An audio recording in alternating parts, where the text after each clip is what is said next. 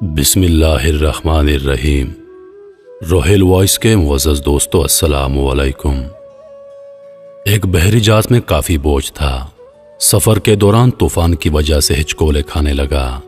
جہاز ڈوبنے کے قریب تھا، لہذا اس کے کپتان نے تجویز پیش کی کہ جہاز پر بوجھ ہلکا کرنے اور زندہ رہنے کے لیے کچھ سامان کو سمندر میں پھینک دیا جائے۔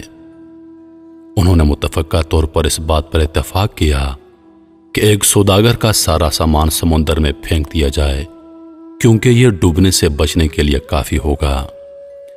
جس تاجر کا سارا سامان پھینکا جانا تھا، اس نے اعتراض کیا کہ کیوں اس کا ہی سارا سامان پھینکا جائے۔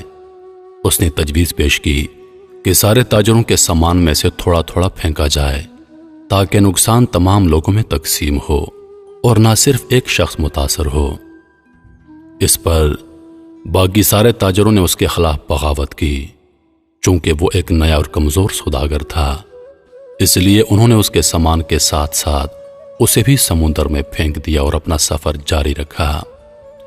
لہروں نے سوداگر کے ساتھ لڑائی کی، یہاں تک کہ وہ بے ہوش ہو گیا۔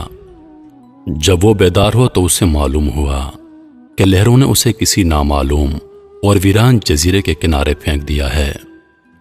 سوداگر بہت مشکل سے اٹھا اور سانس لی، یہاں تک کہ وہ گھٹنوں کے بل گر گیا اور خدا سے مدد کی درخواست کی اور کہا کہ یا اللہ، تو مجھے اس تکلیف دہ صورتحال سے بچا لے۔ کئی دن گزرے۔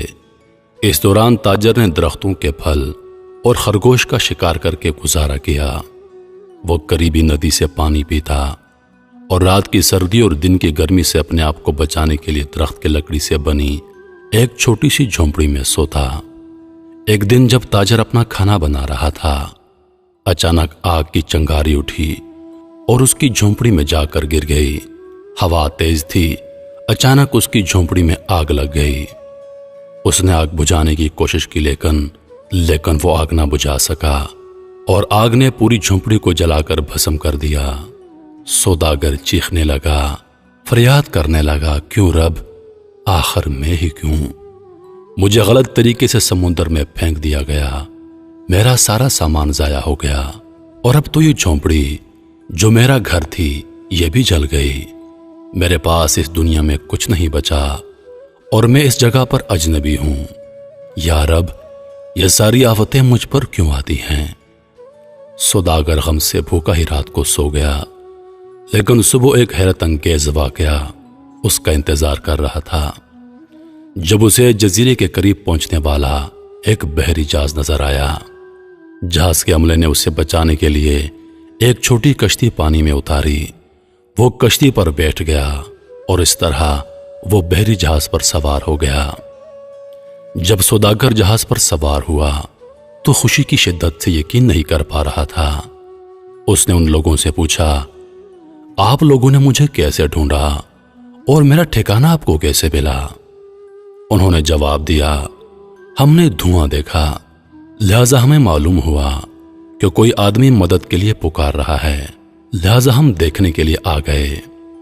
اور جب سوداگر نے اپنی تمام کہانی ان کو سنائی کہ کس طرح اسے ناجائز طریقے سے سوداگروں کے جہاز سے پھینک دیا گیا، تو انہوں نے بتایا کہ سوداگروں کا وہ جہاز منزل تک نہیں پہنچا۔ ڈاکو نے جہاز پر چھاپا مارا، سب کو لوٹ لیا اور لوگوں کو مار ڈالا۔ سوداگر نے روتے ہوئے سجدہ کیا اور کہنے لگا، یا اللہ، تمہارے سب کام اچھے ہیں، پاک ہے وہ رب جس نے مجھے قتل سے بچایا اور میرے لیے بھلائی کا انتخاب کیا۔ عزیز دوستو، اگر آپ کے حالات بگڑ جاتے ہیں تو خوف زدہ نہ ہوں، بس اتنا بھروسہ کریں کہ خدا ہر چیز میں حکمت رکھتا ہے، اور جان لیجئے کہ اللہ پاک آپ کے امور کا انتظام کر رہا ہے اور آپ کو بچانے کی کوشش کر رہا ہے۔ زندگی میں کبھی برے حالات ہوں، مشکلات ہوں، غربت ہو، بیماری ہو یا کوئی بھی تکلیف ہو، میرے عزیز دوستو، صبر کا دامن اپنے ہاتھ سے مت چھوڑیے اور اللہ پر ہمیشہ بھروسہ رکھیے کہ اللہ پاک جو کرتا ہے ہماری بہتری کے لیے کرتا ہے۔ یقین کیجئے کہ اگر انسان کو معلوم ہو جائے کہ اللہ پاک اس کے بگڑے ہوئے کام کیسے سنوارتا ہے۔